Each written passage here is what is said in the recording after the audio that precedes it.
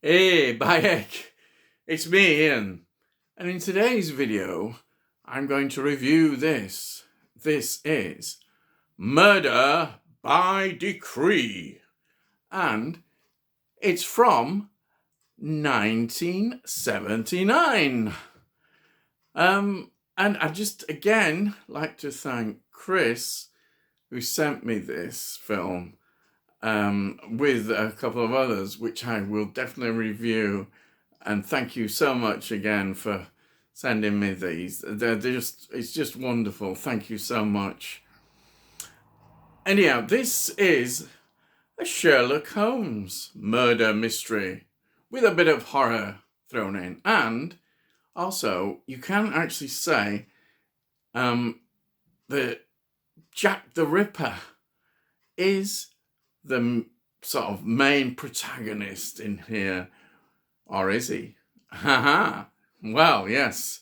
Well, we can argue about that, as you see in the film.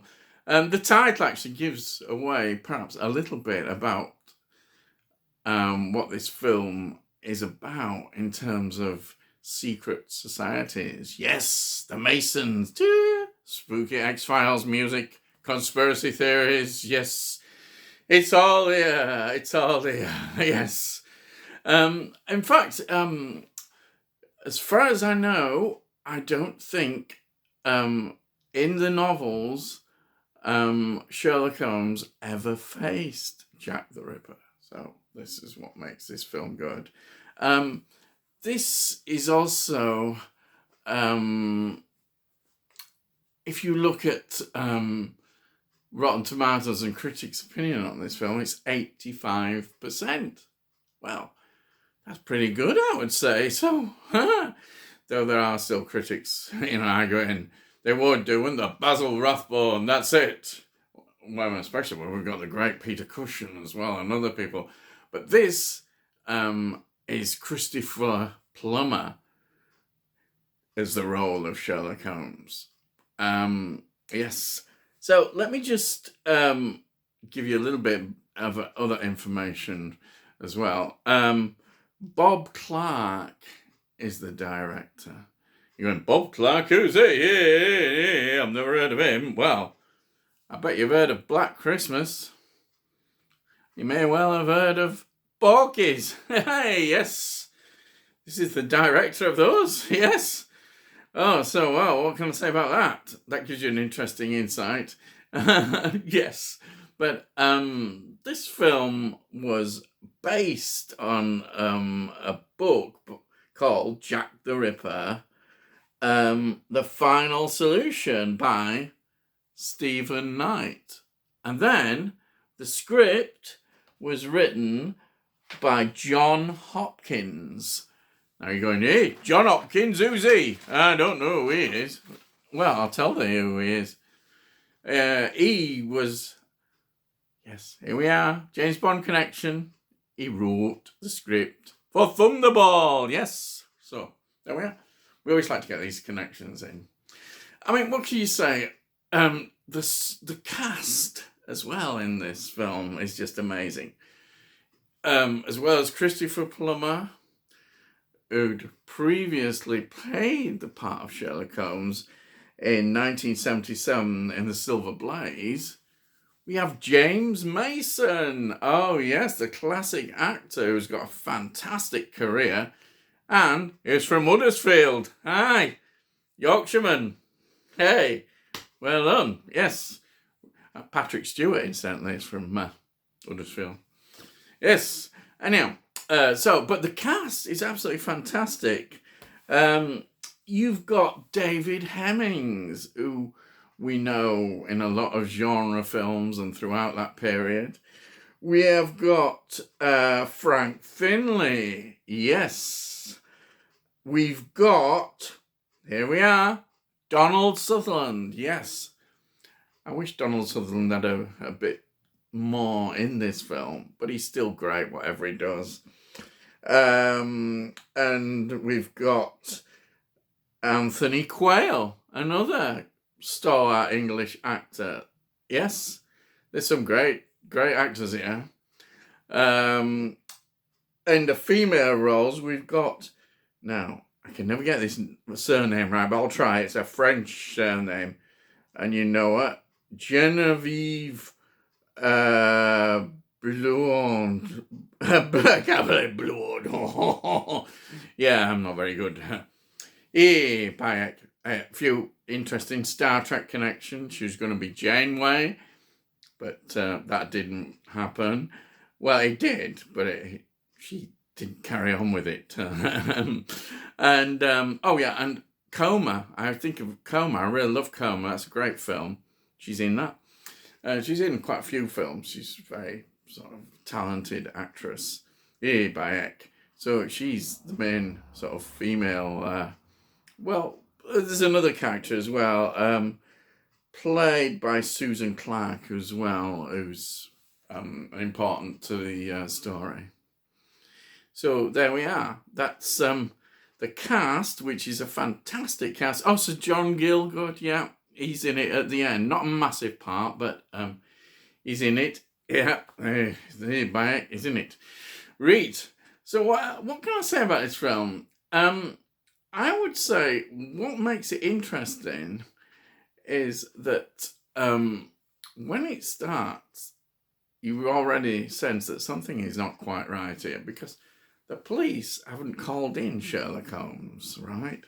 Normally he'd be on the case, but the locals, or people, as I say, hey, come on, Sherlock, lad, it's time to investigate. And he takes it on.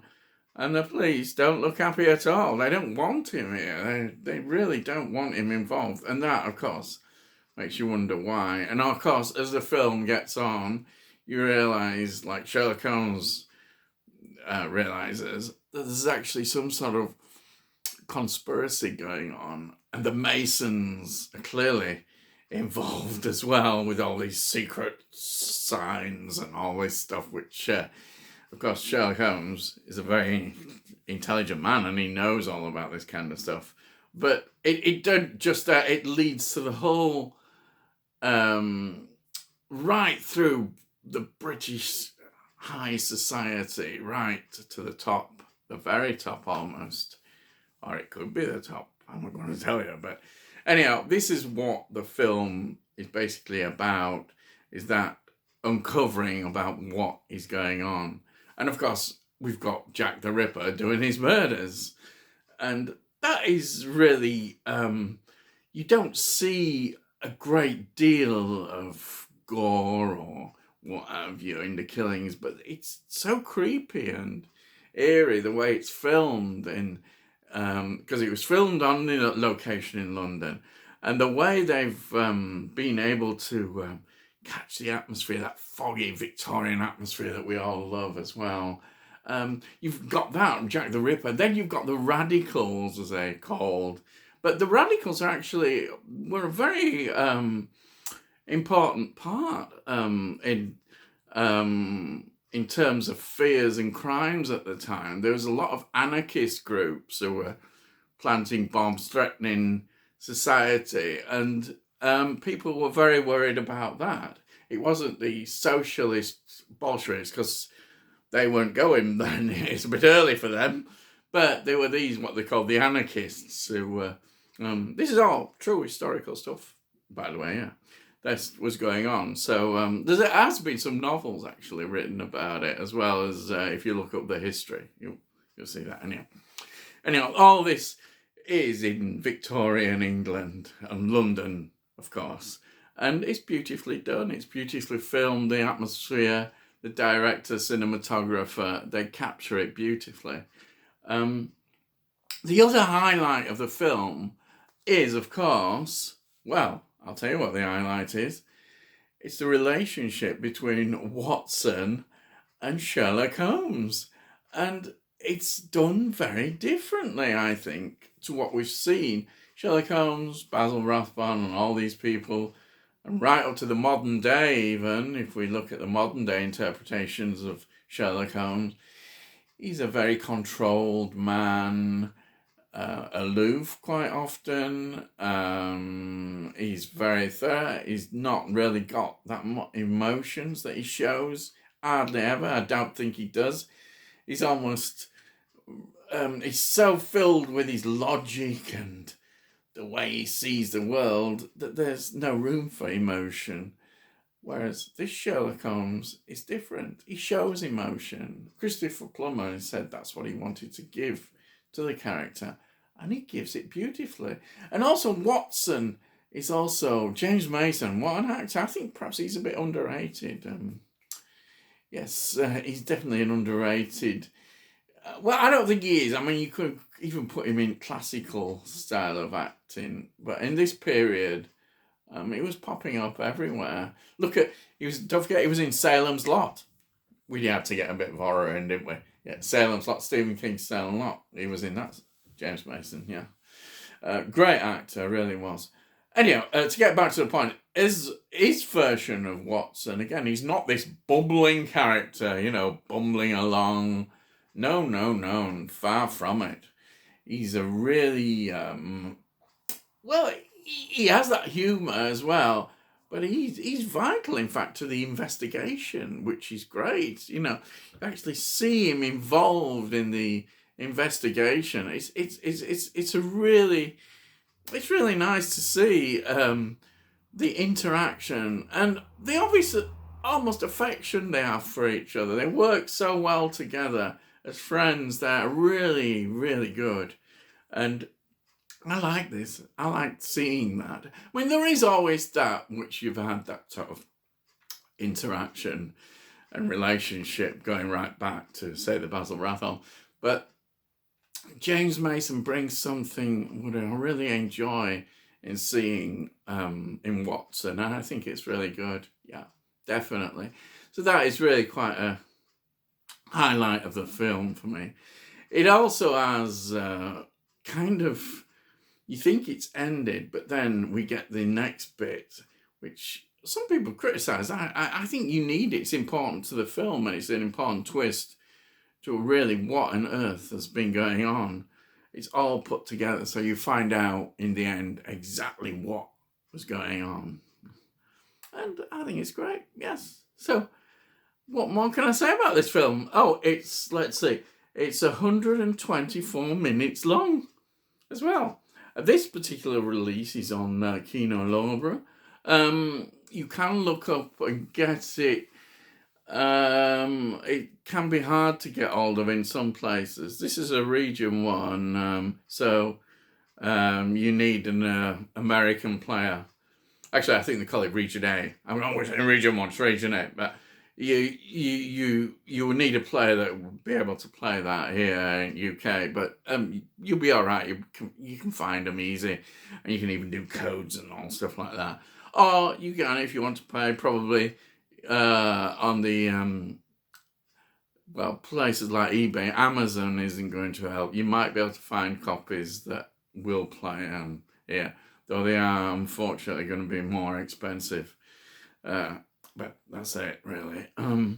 But this Blu-ray edition is great. It's wonderful. I'm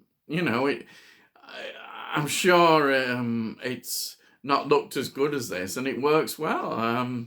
It's really nice to look at, and you get that sort of nice eeriness, in the dark, foggy atmospheres. It's really good.